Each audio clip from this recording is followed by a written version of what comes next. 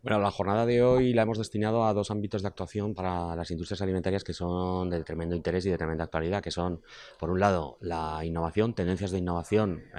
de futuro para el sector, y por otro lado, la promoción y comercialización de productos y, sobre todo, la difusión y comunicación de nuestros productos a través de canales digitales, ¿no? Son dos ámbitos que están muy relacionados, además, porque innovación y comercialización cada vez están más relacionados, ya que para llegar al consumidor, pues cada vez hay que ser más capaces de sorprenderle y de darle a conocer las diferencias de nuestros productos con respecto a otros en el mercado. Por lo tanto, en ese ámbito de actuaciones en donde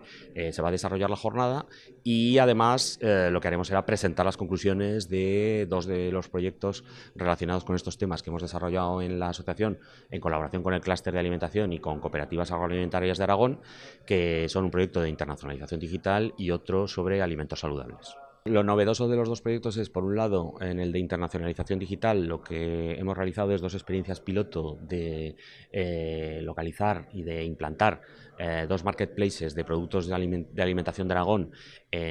por un lado en Alibaba y por otro lado en Mundo Spanish. Son dos plataformas de comercialización de productos. Alibaba, la mayor plataforma digital y mundial de comercio electrónico, y Mundo Spanish, una plataforma de negocios de empresarios españoles que están por el mundo, y entendemos que es una buena manera también de darnos a conocer. Y por otro lado, en el proyecto de alimentos saludables, lo que hemos hecho ha sido ver y analizar la situación de los productos de Aragón para poder acceder al segmento de mercado especializado y específico de alimentos saludables.